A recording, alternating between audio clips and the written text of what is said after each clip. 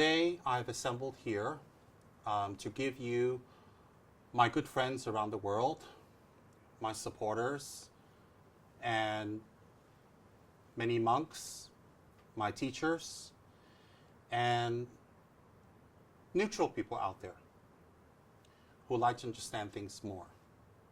Today I would like to talk about the world peace, Buddha and Dharma protector Gyalchen Dorji Shugden. I would like to explain to everyone my relationship with this Dharma protector.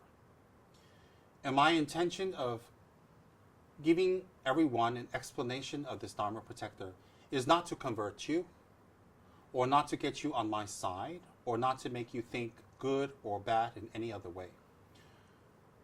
Over the last 10, 15, 20 years, I've received many hundreds of inquiries into this Dharma protector, Dorji Shugden. I've received many questions from people who practice Dorji Shugden, and I've received questions from people who don't practice Dorji Shugden, or some who don't even like Dorji Shugden. And these questions have been piling up more and more.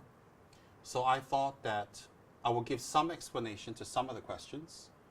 I can't cover everything tonight, but I'll do my best to cover some of the more important points. Kichara House. I am the spiritual advisor of Kichara House, and also the founder, along with some very close, beloved, and hardworking students of the Dharma, students of the inner journey. We have created Kichara House, and today it has grown to be quite big and successful, if I may say so humbly, due to the hard work of everybody in Kichara. The coherence, the harmony, and basically our goal together to make our inner world, and if possible, the outer world, a better place to live in. What I want to talk about first is my relationship with Dorji Shugden, how it came about, and what's my connection with him. Now, I'm going to give a little bit of my background. I think most of you already know, but for those of you who are new, then I'll explain it a little bit. My father was an ex-Drepung Loseling monastic monk, or monastery monk in Tibet. And my mother is descendant of a royal house in Xinjiang.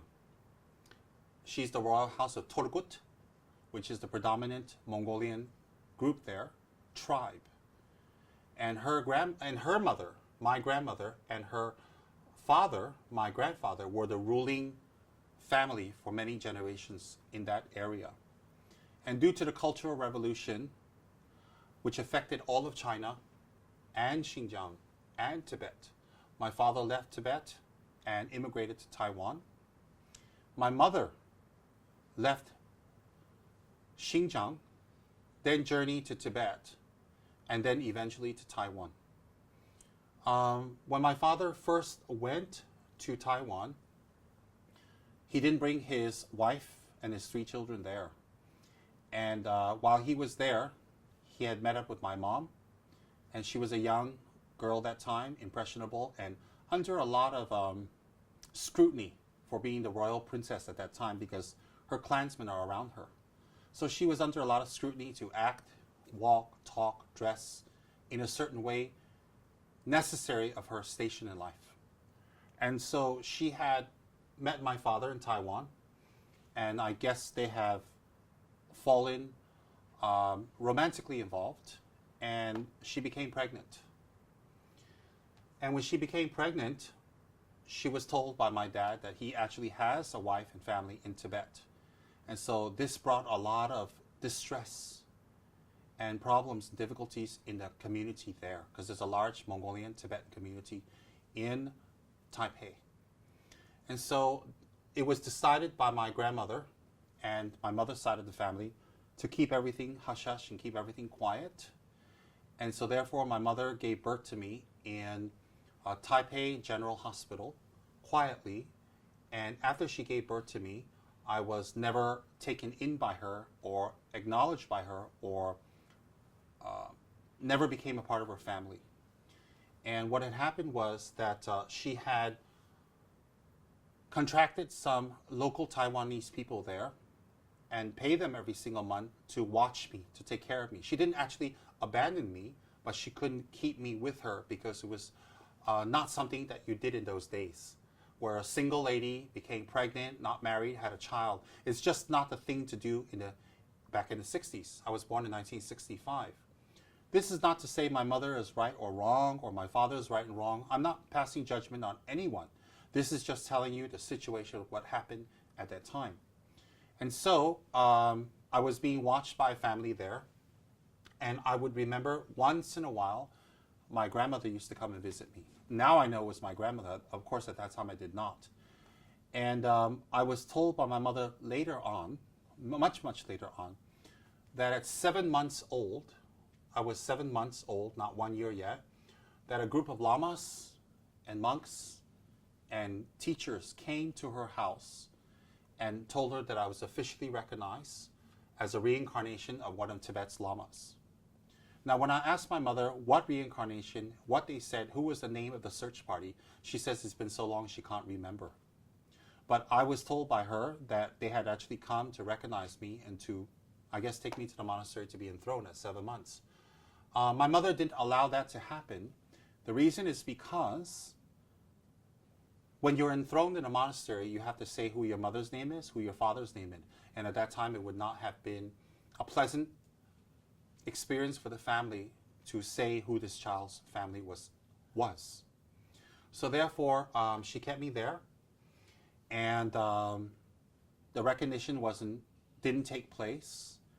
And eventually, at around 6 years old, going on to 7 years old, I was taken over to the United States from Taiwan. And I remember my grandmother taking me on Pan Am Airlines. It doesn't exist anymore, but it did before. And I arrived in New York. And I was taken to my mother's house with my grandmother, and I stayed there overnight. The next day, a Mongolian couple, which belongs to their clan, the Turgut clan, drove up from New Jersey and picked me up in a big white Ford cart. And I remember my mother telling me, she never ever told me she's my mom, but she told me that that's your parents and you're going to go with them. So I was like, at 6 years old, you're like, okay, because I thought I had parents in Taiwan. And then I meet these people, I just went along with them. So I was adopted over to the United States by a Kalmyk Mongolian couple.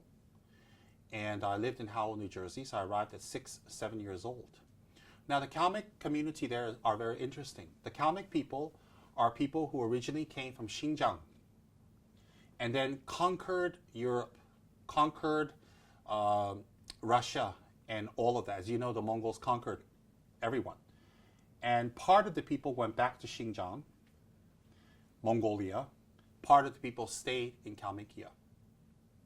So, part of my family is from Kalmykia, which is either western part of Russia in the state called Kalmykia. It's now there, it's a republic now. And then part of my family is in Xinjiang. In fact, I have blood family relations now in both places. The Kalmyks during World War II, there was a Russian revolution. And so the country was turning in topsy-turvy and a lot of problems and difficulties, so people immigrated out of the country. And so the Kalmyk people immigrated from Kalmykia, and they arrived in the United States. And these hardworking, beautiful Kalmyk people are Mongolian origin. Kalmyk is just like, it's like in Chinese, you have Canton, you have Fujian, you have different provinces. So Kalmyk is just one of the peoples of Mongolia.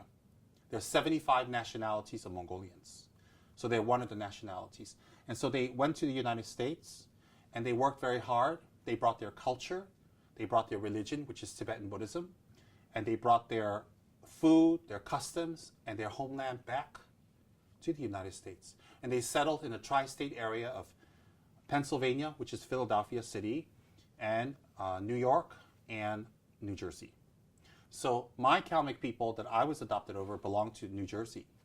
And in New Jersey, you have 3 Buddhist Kalmyk temples. three. You have Nitsan, Rashi Jempaling, and Trashi Lumpo. So all three Kalmyk temples had their Kalmyk Mongolian priests, monks, geshis. Some were educated in the great monastery in Tibet of Drepung Monastery. Then in northern New Jersey, there was one more very beautiful Mongolian Kalmyk monastery run by Geshe Wangyal. So I lived in Howell, New Jersey, which is a little nondescript, small town, nice. And until I was around 15, 16. And I lived in a Kalmyk community there. You have to remember, half of my heritage is Mongolian. Kalmyk to be specific. Half of my heritage is Tibetan. My father is Tibetan, my mother is Mongolian. So,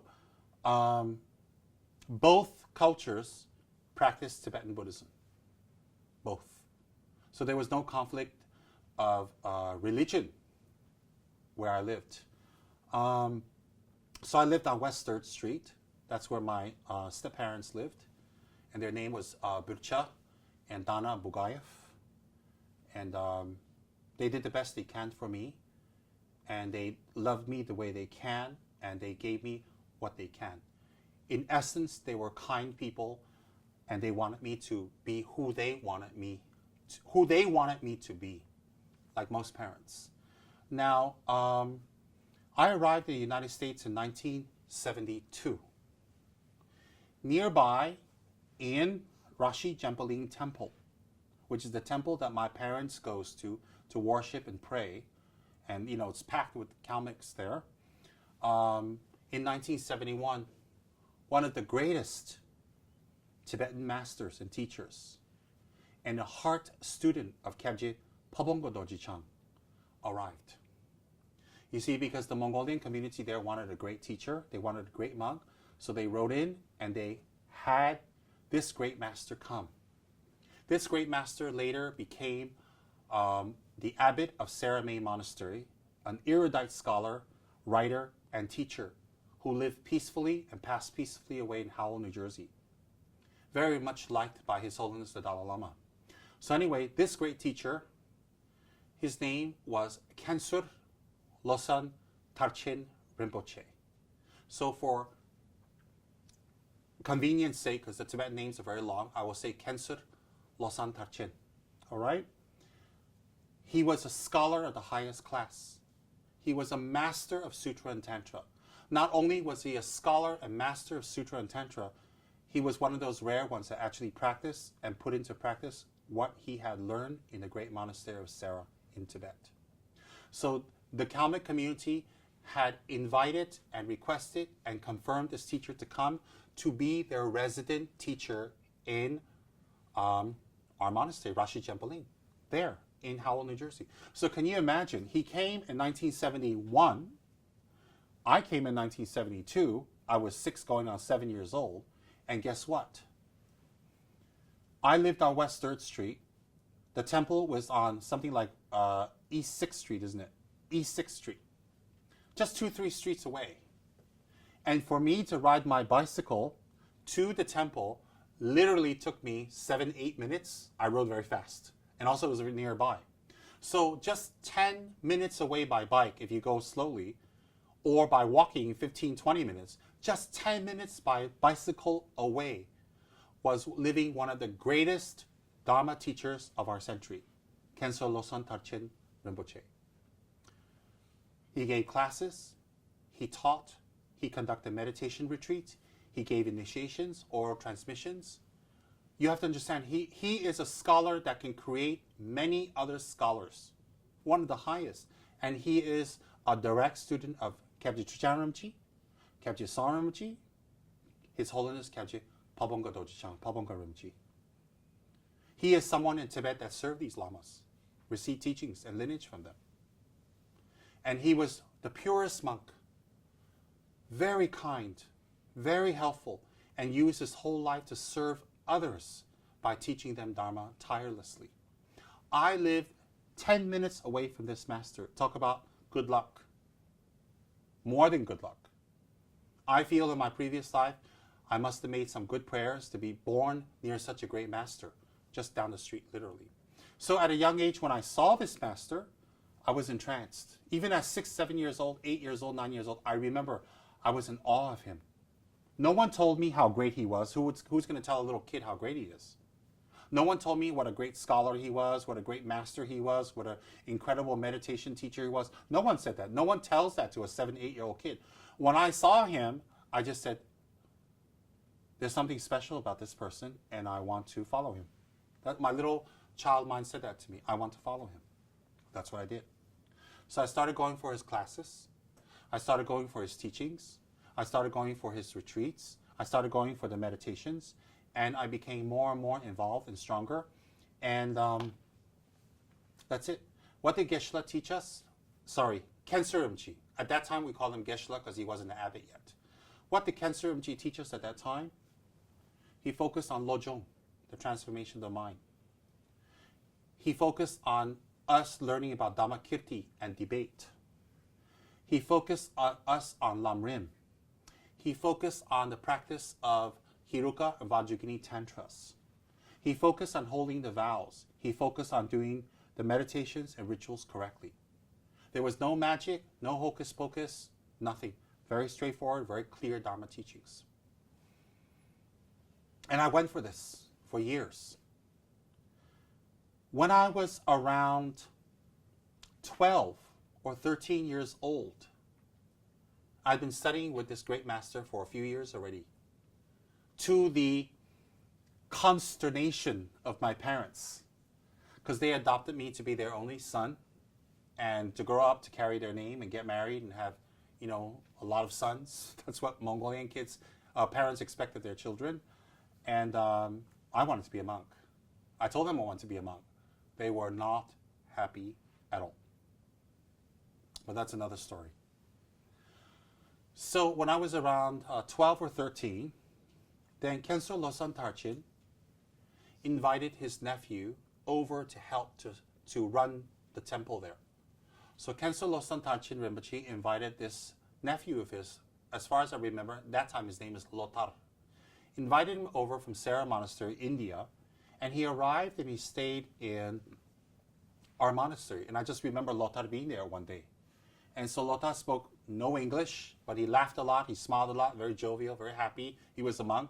And his job was to serve Khyentse Rinpoche, his uncle, and this great master, and to take care of the temple. So Lotar was there for a few years. I used to go to the temple because, I don't get to see Khyentse Losang Tarchin Rinpoche all the time. And, Khyentse Losang Tarchin is very strict, very firm. So I was kind of scared of him. But I used to go to the temple all the time to mow the lawn, put fertilizer on, wash the dishes, sweep up the place, clean up the temple, whatever I can do, because you have to understand, I really like the temple. I really like Khyentse Rinpoche. I really wanted to be near him and serve him. I actually wanted to move to the temple, but I dare not tell that to my parents. That's what I really wanted, was to move in the temple, wear robes, and live there and serve Khyentse Rinpoche and study. That's what I really wanted to do. So in lieu of that, I just went there as much as possible to serve. And let me tell you a little secret. I actually went there to the temple to serve in hopes I get a glimpse of Khyentse Rinpoche and he'll call me and give me special teachings. Usually he'd tell me, eat the momos, go home. So that was my secret wish, was to bump into Khyentse Rinpoche and get special teachings. Not that I feel I'm special, but I loved him very much. I still do. Now, the special teachings never happened one-to-one. I used to get stern stares from him. He used to look at me with stern stares. So I looked back like this. Anyways, I was a precocious, slightly naughty child. Maybe that was why the stern stares. But anyways, Lotar and me became friends. That's Khyentse Rinpoche's nephew. Lotar and me became very good friends. So I used to go visit the temple almost every day, especially in the summer, and just hang out. I do my prayers there, help him clean up and laugh and joke. And Lotar inscripted me to teach him English. So I taught him a little English, ABCs and all that stuff. One day, Lotar was downstairs cleaning the kitchen. And I'm very precocious, very nosy, very interested, and very busybody. I'm the type, if you tell me don't touch it, I make sure I touch it and twice. So while Lotta was downstairs cleaning up, he told me, wait here. Of course, I didn't listen. He said, don't go to his room or don't go upstairs. That's Kensei Rinpoche's room. And that's his room next to it and all that stuff. Well, I dare not go into Kensei Rinpoche's room because, I just dare not. I snuck upstairs to his room. And I want to see what a monk's room looks like. What does a monk have? What's in his drawer? What's in his closet? What's on his bed? What's under his bed? What kind of bed he uses? Because I really want to be a monk. I really am interested in what monks do. So I snuck up to his room. Lotta was downstairs humming away, washing dishes, And then I could hear him. And guess what? I opened everything up. I looked at everything. There's his robes, there's his prayer beads, there's his, his monk items, his bed, all that. I opened up the closet. When I opened up the closet, America has an open closet. When you slide it open, guess what I saw? The closet was totally empty. And there was a shelf on top. And there was a black and white picture. Black and white picture with a cup of tea in front of it. And the black and white picture had a figure that something like that. That's all I can remember. So by the time I reached up and I grabbed the picture so I can get a better look and memorize it, because that's what I like to do. When I grabbed the picture in, Lotta walked in and grabbed the picture from my hand and said, no, no, no, no. That's not for you. I said, why not? What's that picture? He said, not for you. I said, can you tell me his name? Not for you. Who is it? Not for you. Why is he in there alone in a closet with a cup of tea? Not for you. That was the answer, because I think that's all he can say. He didn't speak English much. Not for you. So he put the picture back. He put the cup back. I spilled it a little bit. And then he closed the closet door. I opened it. He closed it again. And I said, I want to see. He said, no. Years later, I realized it's Dorje Shugden. So that was my first encounter with Dorje Shugden, ever. My first encounter. Then things at home went topsy-turvy. My parents were extremely unhappy with me wanting to be a monk, going to the temple, staying at the temple, getting more and more involved. They were very, very unhappy. So they started creating a lot of problems for my teacher, and they were in fact trying to get him deported. I know how did it become like that, but it became like that. They were unsuccessful, thank goodness, because nobody else believed what they were saying. And their real purpose was that to get him out of my life. So this happened over and over again. I was going through a lot of problems with my parents who would not let me study. They would ground me. Sometimes I would be beaten. Sometimes I'd be punished. Sometimes I'd be yelled at. Sometimes I'd be in teachings at the temple and my father would walk in, to my embarrassment. So this went on for a few years until I couldn't take it anymore. And I left home.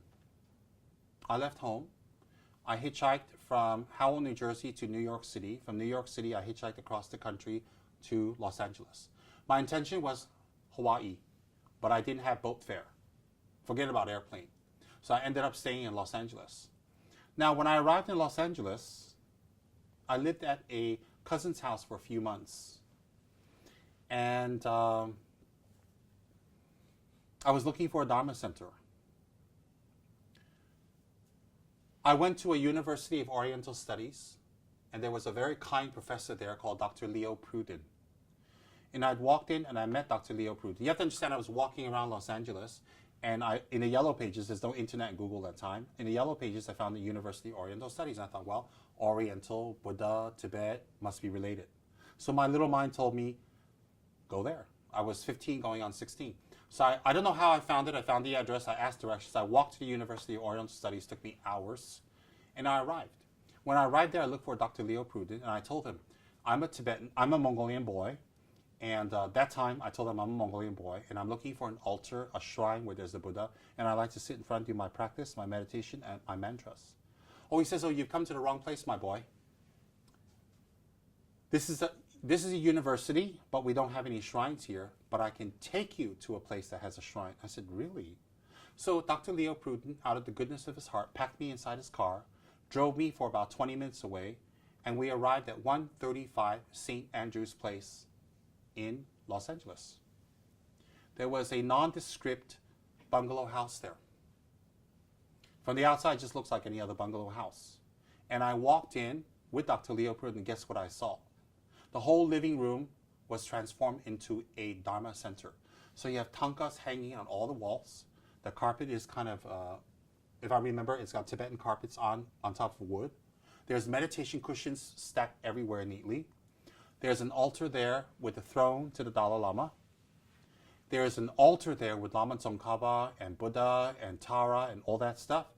And below the altar on the floor, with the sunshine streaming in through yellow curtains, was Geshe-la. Geshe Tsurim Gyaltsen of Ganden Shatse Monastery, who again is a great scholar from Ganden Monastery, a great practitioner, again a student of Kyabje Sangye Rinpoche and Kyabje Trijang Rinpoche, again.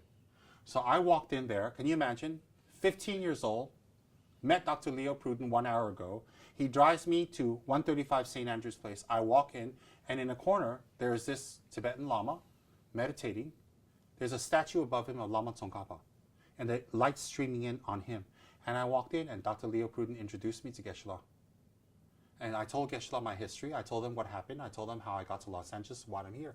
And Geshe-la said to me, wow, this is very good. He says, today is Tok Day, the Tibetan lunar 10th of the month. So we're going to have Tok tonight. I'm like, wow, why don't you come tonight? So I was like, okay. I was so excited. I'm in Los Angeles all by myself, 15 years old, going on 16. I have my freedom. I found a Buddhist master. There's no more restrictions for my parents. I'm alone. And I just walked in and I find this master. Again, how did that happen? And a student of Trijang Rinpoche, Saramji Samor, okay? So I ran around the city. I went here and there. I didn't have any money. I walked here, hung out at the bus stops. My favorite place was the bus stops because they're free. And drank some drinks and stuff. And I prepared myself for Tok. Then I walked back to the center. I went for Tok. And in New Jersey, we learned how to do the rituals already. You know, the Vajra and Bell, doing the mudras, doing the chanting. So I sat in the front. Geshe-la made me sit in the front. And the place was packed, maybe 60 students, 70 students. We did Lama Chova Tok. So afterwards, you're like, wow, you're 15 years old. Where'd you learn to do that? How'd you learn how to chant? How'd you learn how to do the pujas and the Tok and all that stuff? I didn't think it was a big deal because everybody in New Jersey did it. Well, I did. So anyways, after that, Geshe-la introduced me to everybody and told everybody my situation and all that. And there were some nice committee members there. One of the committee members took pity on me, and she talked to the committee and lowered the rent to the room downstairs to the bungalow. Can you imagine? For $160 a month. You see, in the Western Dharma centers, you pay the Dharma centers. You don't get a salary. You don't get a stipend. You don't get free rooms. You don't get gifts. You don't get anything. Everybody's very poor.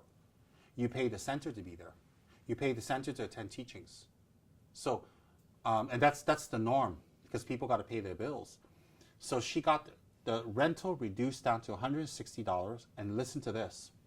There are 4 bedrooms upstairs, a library, a living room, a kitchen, and 1 small maid's room downstairs near the entrance with a bathroom.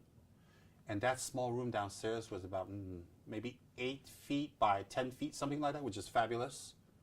And I got the room. They talked to the committee. They approved for me to live there. They allowed me to live there. I could not believe it. I moved into the Dharma Center. I took my 2 bags. I didn't have much. I moved into the Dharma Center. I lived downstairs. Just behind the wall is our meditation hall, the meditation prayer hall, with Tsongkhapa, the thrones.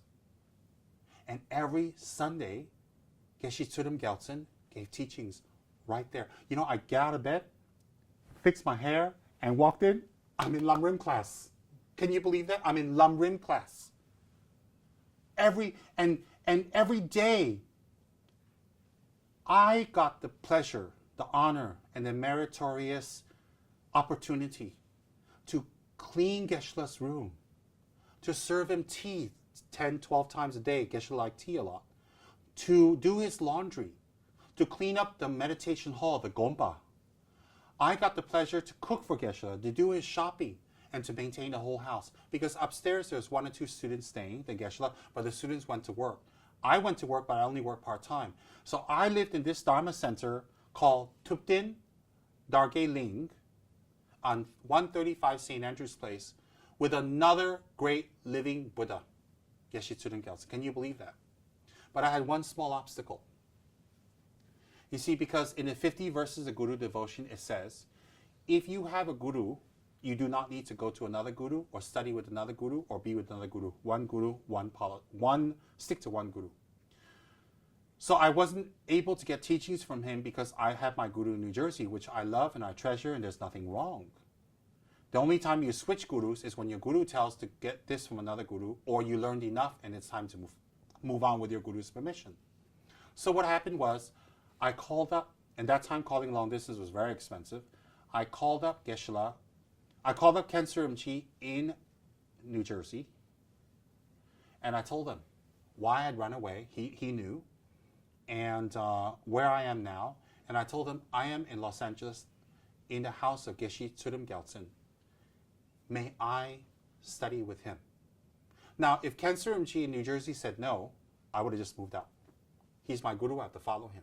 So in the 50 verses of Guru Devotion by Ashvaghosha, it states very clearly, without the permission of your guru, you don't go to any other teachers for teachings, initiations, even a blessing.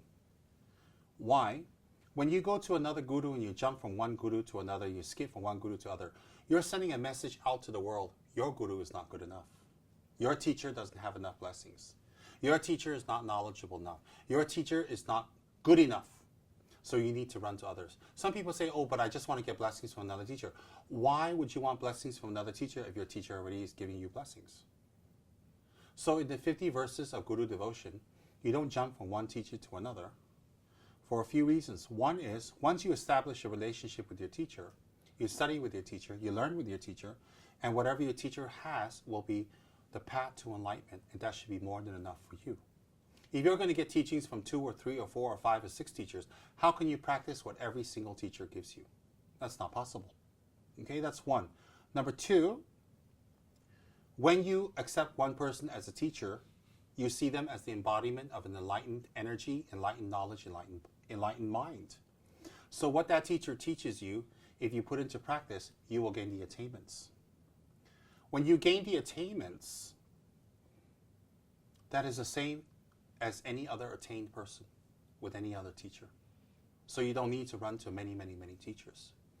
So I'm very strict on Guru devotional practice. I always have been very strict. So when I arrived in Los Angeles, I knew this was a great teacher, but I don't have the permission of my first teacher. And why would I want to switch from my first teacher to the second teacher? Because my parents didn't allow me to study. They didn't allow me to go to the temple. So I had to leave. They wanted me to get married, get a college degree, have kids, and go to parties and drink and, have fun. That's what they told me. My parents even picked out one Kalmyk Mongolian girl for me to marry in the future. They've already talked to the parents. That's the way they do things. So I ran. I want to be a monk. So I called up. I was in Los Angeles from Geshe-la's house, and I got Geshe-la's permission, and I called up Khyentse Rinpoche in New Jersey, and I explained to him the situation. And he already knew, of course. He understood. He heard I'd run away, and he was happy to hear I was safe and that I'm all right. So I said to him, I can't come back to New Jersey in the near future, so therefore I don't have the merit to study with you, although I want to. I am living in the house of Geshe Tsurim Gyaltsen. Do I have your permission to study with him, or what shall I do? Khyentse Rinpoche on the other line, if he told me to leave, I would pack up and leave immediately. I would never question my teacher. I don't have a habit of showing disrespect to my teacher. But Khyentse Rinpoche said these words to me. You are very lucky. Geshe Tsurim Gyaltsen is a great master and scholar. You should treat him exactly the way you would treat me. And you should serve him and study with him and be a good student. Wow. At that moment, a few things dawned on me. One is how real Buddhist masters have no jealousy. How real Buddhist masters, they don't care how you become enlightened or with who, as long as you become enlightened. I saw the first time, clearly, a glimmer of how incredible my teacher was.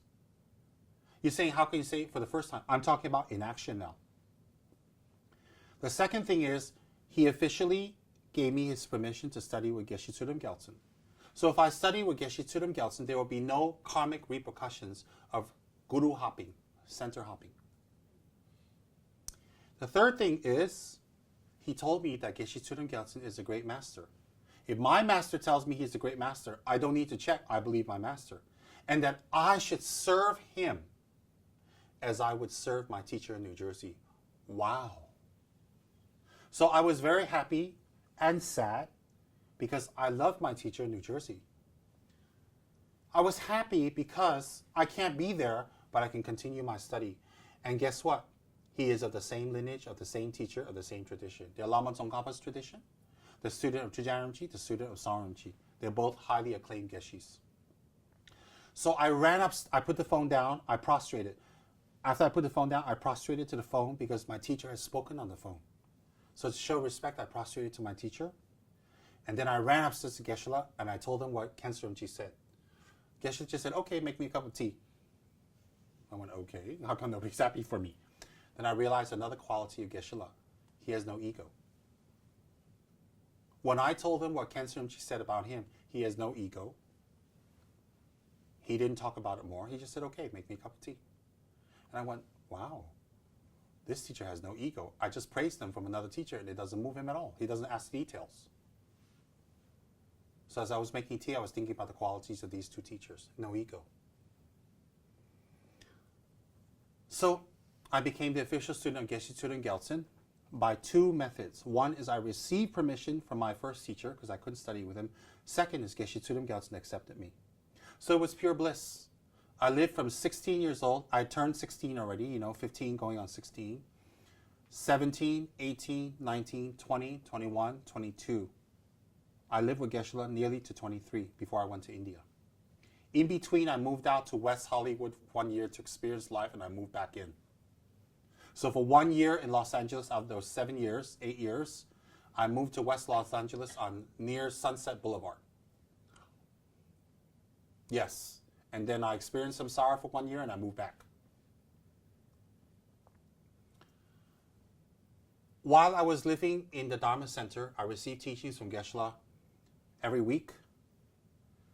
I was, on many occasions, had the honor to cook for him. As I said earlier, I did his laundry because the laundry area is right next to my room. I cleaned, I vacuumed, I washed, I shopped, I did everything. I wasn't paid for it. I did it because it's a service to my guru. For me, serving my guru should not be paid. And for me, it's very important to have integrity with my guru. For me, it's always been very important that whatever I promise my guru, he need not remind me, he need not chase me, he need not say anything to me. Once I make a promise to my guru, I will keep it until I die. This is how I was brought up. This is what I believed. This is what I trusted. This is what the Dharma books taught me. If you don't have integrity towards your guru, which is the highest being in your life, that teaches you the Dharma to become enlightened, then you won't have integrity with anyone. If you can take a diamond and throw that out, of course you can take glass and crystal and throw it out. Who takes diamond and throw it out and keep the crystal in their house and keep glass in their house and keep it clean and make a ring out of the glass? Why would you throw diamond out and keep the glass? So if you don't take care of a diamond, you won't take care of glass. So for me, the guru is a diamond, and I will take care of it. So whatever I promised my teacher from a very young age, it was instilled in me to have integrity, to not let your guru push you, remind you. Never bring your issues to the guru and disturb his mind. That's what I was taught. Never ever shout or scream at your guru, or cut him off, or turn him off, or not speak to him, or show any disrespect. Because your guru is the one that teaches you Dharma. Your guru is the one that teaches you the path to enlightenment. Because you cannot meet, I cannot see or meet the Buddha. I cannot meet Manjushri or Maitreya or Tara. I can't get teachings from them. But definitely they exist and they have become enlightened. Since they exist and they have become enlightened, they receive teachings from their guru, but I can't receive teachings from them because I don't have the karma to see them at this time. Since I don't have the karma to see them at this time, I can only rely on the holy gurus to give me teachings. So since the gurus give me teachings, they are the substitute for the Buddhas or the Buddhas in action. So if I show disrespect to the Buddhas in action or my teachers, if I lie, if I break my promise, if I shout or I'm rude to them, or I always want attention or money or things from them, they're not my gurus. I'm treating them like a spoiled child with a rich parent. How will that help me in my spirituality? Everything that we have with our guru is to tame our minds. Every relationship we have with our guru, everything our guru teaches us, everything our guru does to us or says to us, a qualified guru, is to train our minds and to make us have the qualities necessary for spiritual attainments. So if we cannot have integrity with our teachers, we cannot keep our promises with our teachers, we cannot keep up our whatever we are practicing or learning with our teachers, it's going to be like that everywhere we go with everybody we meet, because we don't value anything. Now, I was very happy because I can study with Geshe Tsulem Gyaltsen. I can't tell you how happy. For the first time in my life at 16 years old, yes, at 16, I was free. No parents. I worked a part-time job to support myself. I lived in the Dharma Center. I was living on the ground floor, and upstairs on the first floor was another great living master from Ganden Shatse Monastery with a true lineage, true practice. I was attending Lamrim and Tantric classes, Torma classes. I was able to serve my teacher just like Milarepa, to cook for my teacher, to wash for my teacher, to clean for my teacher, to shop for my teacher, to escort my teacher. And when he goes places, sometimes I had the honor to go with him and even carry his bag. I love going places carrying his bag because I was thinking, I'm the assistant, see me? I know, a little bit ego coming up. I was very proud. I was very proud to walk anywhere with Geshe-la. And I loved going shopping with him sometimes. He would go shopping, go here and there, because I like to see how he interacted with people. I saw how he interacted with the students in the center. I saw how he interacted with people on the bus, in the stores, in the cashiers, the restaurant. I saw. He was the picture of kindness with everyone. And I loved it because I wasn't expecting anything else. And one day, he has a lot of students. One day, I was going to Tok, and I met up with one of Geshe-la's students. And he showed me a picture of Kyabje Sangramji. Wow, I couldn't believe it. I've never seen this Lama or heard of this Lama anywhere. How could I? I saw a picture of Sangramji, and the student said to me, oh, he's an emanation of Hiruka. This is what they believe him to be. I saw the picture. I begged that person for the picture. He gave it to me. I took that picture. I put it on my altar. I could not believe it. Like electricity went through my body. I was so excited. I was so moved. I cannot describe to you the feeling I had when I saw Sangramji's picture. And they told me this is Geshe-la's teacher. Geshe Tsulem Gyaltsen's teacher. I was like, wow. And guess what? After I got that picture, a few months later, it was announced, His Holiness, Kyabje Sangramji, will be visiting our center for 6 months. Well, you cannot believe how I felt. You cannot believe the elation and the excitement. So what I did was, I wanted to make a connection with this teacher, and I wanted to make a strong connection. So in my little mind, I thought to myself, I'll make offering of prostrations. Cha Tsema. So what happened was, I put his picture on my altar, and I did 100 prostrations to Kyabje Sangramji's picture every single day for a few months before he came. My purpose was to offer prostrations of body, speech, and mind, because I don't have money. I offer body, speech, and mind. I offer incense and light to Sangramji every single day, and I pray, may I have a strong connection with you? May I receive teachings from you? May I become attained just like you? May I receive the lineage from you? I used to pray like that every single day and make prostrations of 100 prostrations to him. Well, the big day came. Guess what? A few months later, I had to go to work. I was very frustrated because Kyabje Sangramji was arriving at a time where I would be at work. I wanted to be at the door to receive him. So I was at work, and I was so excited. After work, I ran back. I worked part-time. I ran back to the center, and there were bags everywhere. There were new shoes. I knew he was here. I heard a strange voice up there, not an unpleasant one, a strange one. I said, oh my God, that must be him. I was shaking. So I was downstairs in the kitchen pretending I was busy. I was begging for him to take me upstairs to meet him, waiting, hoping, praying. But at the same time, I was scared. So finally, Geshe-la said, okay, you can come upstairs to meet Saramji. I was like, So I walked up very nervous. I was so scared. I walked into the room. There he sat. Wow. Straight and erect with a long goatee, white, very sharp eyes, no smile. He didn't smile at me at all the whole time. I walked in. I couldn't stare at him. I could not stare and look at his face. I was so nervous. I was so scared. I was so excited. I was in awe. I was entranced. This is going to sound a little strange to people who don't understand. I knew I was in the presence of a Buddha. So I prostrated 3 times. And I just looked at him like that, and I looked down, looked up like that, because I'm curious. I go to people's closets to find their Dharma protectors. So I'm that type of kid. And I was so scared, but I had to look. So then I broke down and started crying. I don't know why. I don't know why I cried. I just cried and cried and cried. And Saramji sat there looking at me, unmoved, no emotion. And he told Geshe-la to tell me, I'm not anything special. You don't need to cry. Now you can tell him to get out. So I got chased out.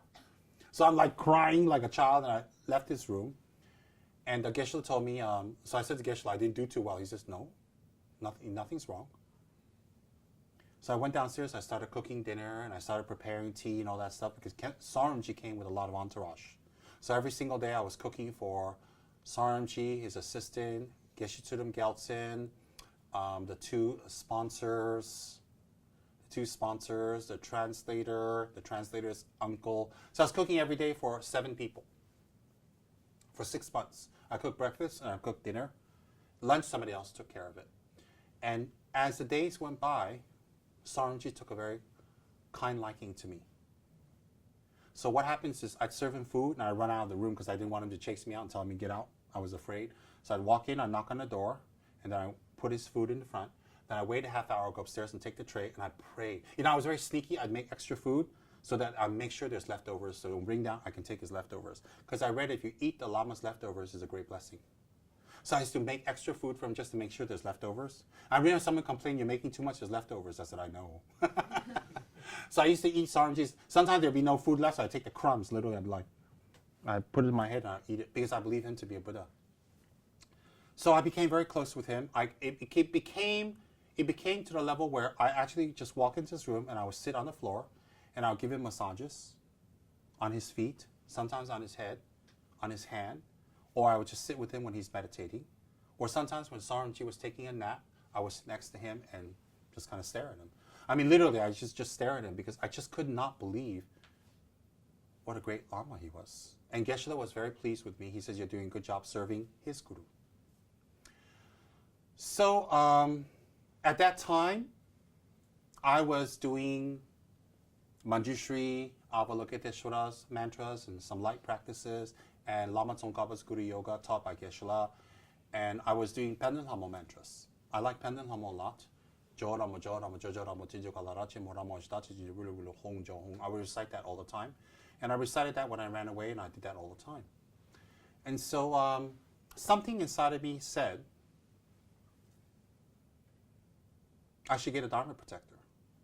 So one day I was upstairs with Kyabje Saramji in his room and an assistant, just the 3 of us. And I asked Kyabje Saramji through the assistant, what shall I do?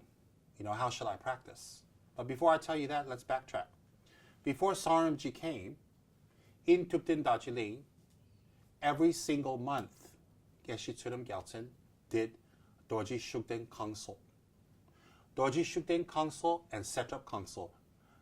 Geshe Tsurim Gyaltsen every single month with his students, about 50, 60 of them, would do Setup and Dorji Shugden Puja. Why is that? Setup is the protector of Ganden Shatse Monastery. Dorji Shugden is the other protector of the Gelugpa teachings and Geshe-la's personal protector. You see, Geshe-la's received Sokde, or initiation of Dorji Shugden, from his teacher, and he does the puja every single month. One of the commitments of doing Sokde is you do the puja every single month. And he taught us about Dorji Shugden. He explained about Dorji Shugden. He encouraged Dorji Shugden's practice, and he explained everything about Dorji Shugden. In fact, Geshe-la gave us teachings. From a music delighting an ocean of protectors texts, composed by Trijang Rinpoche. It is a whole volume composed by Trijang Rinpoche on the practice, the lineage, the history, the background, the rituals, the meditations, the mantras, the fire pujas of the protector Dorje Shugden. This volume of text was composed by His Holiness Captain Trijang Rinpoche, and Geshe-la had a copy of it, and Geshe-la gave us teachings from it. So Geshe-la gave us personal teachings on the history of Dorje Shugden, where he came from, how he arose, and the practice and the benefits. So Geshe-la taught us all of that and encouraged us to practice. So every single month, Geshe-la would have the Dorje Shugden and Setrap pujas. Every single month that I was there for 7, 8 years. I didn't miss it. Now, so when Saramji came, I was exposed to Dorje Shugden by Khenso Losam Tarchin's assistant and nephew, Lotar. And I found out later, Khenso Rinpoche in New Jersey also practices Dorje Shugden every single month. I was exposed in New Jersey to this Dharma protector in our Dharma center, Rashi Champoling. Then when I went to California, Los Angeles, I was exposed to this Dharma protector again by Geshe Tsoden Gyaltsen, who gave teachings on it, encouraged it, did pujas in his Dharma center. He's my guru, so I follow along. You just follow along. If your guru says it's enlightened, it's enlightened. So when Saramji came, I was doing Dorje Shugden's practice, not heavily, just lightly, and I was doing Pendant Hummus mantra, but I didn't want to have a lot of Dharma protectors because I thought it would be kind of confusing for me later when I'm busy. My main motivation is to keep it 1-1-1, not to have a lot. So I asked Kabje Saramji himself, I'm practicing 2 Dharma protectors now. Can you please give me your advice which Dharma protector I should choose for the rest of my life to remove obstacles in my Dharma practice? This is exactly what I said to Saramji. So Saramji said to me just like this, if you want, I will give you my Dharma protector. So I folded my hands and I bowed. And I said to Saramji, please give me your Dharma protector. If it's good enough for you, and that's what you practice your whole life, and you're a Buddha, it's more than good enough for me. The deal was sealed. So within 1 month, Saramji gave initiation of Dorje Shugden in Tibetan Darjeeling, Los Angeles, California. What's Sokte? Sokte is when the Lama introduces you to Dorje Shugden. In a symbolic way, join hands with Dorje Shugden, and Dorje Shugden gives you his heart and gives you his blessings and gives you his commitment to protect you. You give back to Dorje Shugden that you will hold him as your principal Dharma protector until you achieve bodhicitta. Because once you achieve bodhicitta, you don't need a Dharma protector anymore. You yourself is already highly attained. So that is the commitment we make. That's it. That is it. And so Kabje Saramji gave Sokte to 3 people at a time. So it took all day. There was 60, 70, 80 of us. So you can only get initiation 3 persons at a time. There's no group initiations for Sokte at that time. So I went up with another 2 persons. I received the initiation. I received the chakra and also the crystal that represents Dorje Shugden's heart. And I received Sokte and initiation for Saramji. And after that, I did Dharma. I did my protector practices with Geshe-la and the group every single month and learned the rituals, learned the mudras, learned the prayers, the chanting, all of that. In fact, I learned how to make tormas for Dorje Shugden from Geshe-la. He taught me. So my tormas are a little wilted, but they still were edible. So I would actually make the tormas in the Dharma Center. I was the torma boy. And sometimes Geshe-la would do the puja to Setrap and Dorje Shugden twice a month, sometimes 3 because people requested it. So I would make tormas 2 or 3 times a month, and I would sit in. I was the drum boy. That means Geshe-la would play the cymbals, I play the drums. He played the cymbals. Sometimes I messed up, Geshe-la would give me a look. I'm like, oh. And we did puja with Kabje Saramji many, many times. The whole time he was there every month. Can you imagine I'm in the room with Buddha Saramji, Buddha Geshe Tsoden Gyaltsen, all my Dharma brothers and sisters, about 80, 90 of us at that time, and we're doing Dorje Shugden puja together. And everything was fine. So let me reiterate a little. I had my first encounter with Dorje Shugden with Lothar back in New Jersey. And then when I left New Jersey, I was in California. And Geshe Tsurim Gyaltsen introduced us to Dorje Shugden. And he encouraged us to practice. He told us to practice. And he taught us to practice by using Trungpa text, Music Delighting Ocean of Protectors. I used to attend those teachings. Geshe would speak in English and tell us what it said. And we did the practice. There was no negative talk against Dorje Shugden. There was no ban. There was nothing. Nothing at all. Nothing bad happened to our center. Nothing bad happened to anyone. Nobody said anything negative about Dorje Shugden. We didn't hear anything negative about Dorje Shugden. And I want to make it clear. We practiced Dorje Shugden in Tubten Darjeeling Dharma Center in Los Angeles. But that was not our main practice. Our main practice was Lojong, was the 8 verses of thought transformation. It was Ganden Hajima, Guru Yoga Lama Tsongkhapa. It was Tara. It was Lamrim, heavily. And it was debates. And it was the 12 interdependent links. It was the 3 principal paths. Those are the main teachings that Geshe taught us all the time. We did very little Dorje Shugden practice on a daily basis, just once a month. But we all had his picture, we all had his prayers and all that. And there was no politics. There is, the teachers gave it to you. Geshe received it from his teacher, Kyabje Chujaramji and Saramji. I received it from Saramji. Saramji received it from his teacher, Chujaramji. Chujaramji received it from his teacher, Pabonga Rimji. Pabonga received it from his teacher, and so on and so on and so on. So when we started practicing Dorje Shugden in the 80s, okay, so it was what? I was 18, so 1983. Yeah, I was 18, 1983. I received the Dorje Shugden practice from His Holiness Kyabje Saramji. 1983. We never prayed to Dorje Shugden that other lineages will be hurt. We've never prayed to Dorje Shugden that even our enemies or perceived enemies would be hurt. We did Dorje Shugden practice that we may be able to understand the Lamrim very well. We may be able to understand the Lojong teachings very well, that we may gain attainments, that we may be able to understand the Buddha's message in Lamrim and to transform our minds and become a patient, kind, compassionate person. In other words, to get enlightened. We never ever prayed or was told to pray or was advised to pray to Dorje Shugden for any other reasons. There was no Chinese government involvement. There is no propaganda. There is no politics. There's nothing. I'm 18 years old. I'm living with Geshe Tsurim Gyaltsen in Tubten Darjeeling Dharma Center in Los Angeles. His guru, which became my root guru, Saramji, came and visited us for 6 months. We received the teachings from Kyabje Saramji. We were given the initiation and we swore to practice and to keep our commitments for life. We also received Yamantaka, Vajrayogini, Chitamani Tara, Hiruka, Avalokiteshvara Nyesun Kundro, Hayagriva, White Tara, Jetsenzima, etc., etc. We also received these other practices from Kyabje Saramji and commentary. And we had to do all those practices.